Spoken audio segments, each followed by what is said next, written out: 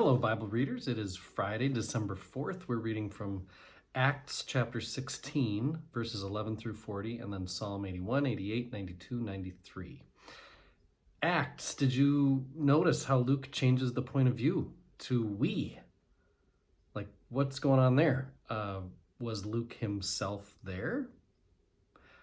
Or is Luke using a firsthand account of someone else who was there, like a diary or something? Without saying, I'm about to quote, it's back then they didn't have footnotes or, have to cite their sources or anything like that. So there's no way to know whether Luke was there firsthand or he's quoting someone else who was. We do know that the we narratives, because there's a few times that this happens, the we narratives in Acts have lots of detail, especially geographical detail, times and places, stuff like that.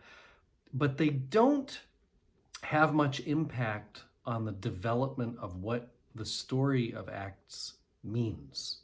So although they add some interest and make it a little easier to read in many ways, they don't really further the theological depth of what the book of Acts is trying to get across. So to what is getting across, Paul makes converts, confronts a spirit, and is imprisoned.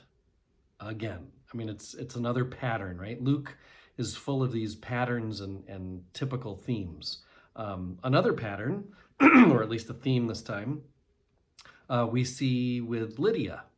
The way a person handles their possessions is connected with the way a person regards their relationship with God.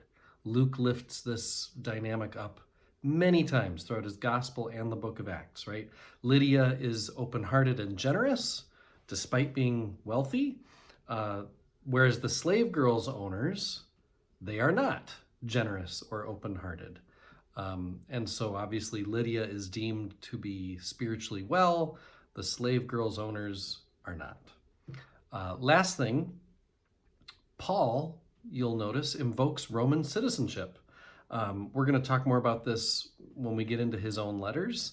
But it's an important piece of Paul's identity to know that he has Roman citizenship, and that means something in this day and age. The other Acts story after the Lydia story is about honor and shame in the Mediterranean world. If we were doing a Bible study instead of simply reading through the Bible, we might take some time to learn more about what was that world like, what did shame and honor mean.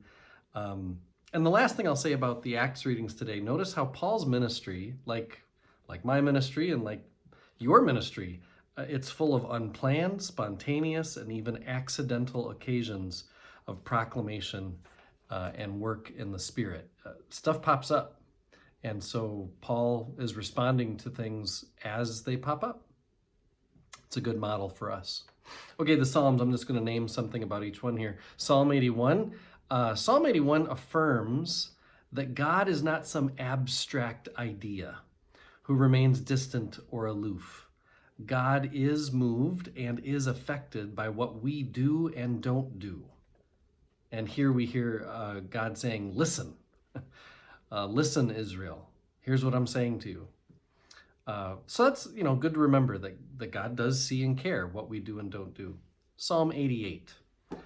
This is a lament, and what makes it special is there's no profession of trust or a vow to praise God. This is maybe the darkest psalm in the whole Psalter. And actually, literally, the last line in the NIV, I usually read NRSV, but the NIV, it says, "The darkness is my closest friend." Yikes. Psalm 92, this is the only psalm assigned to a specific day, not surprisingly, to the Sabbath. Its themes are opposite to Psalm 88. And then Psalm 93, they call this an enthronement psalm. This is an enthronement psalm along with Psalms 95 through 99. The Lord is King gets said a lot in these psalms. As much as some of the previous psalms raise questions theologically, like Psalm 88, the enthronement psalms answer those. That's why the enthronement psalms come after those questioning psalms.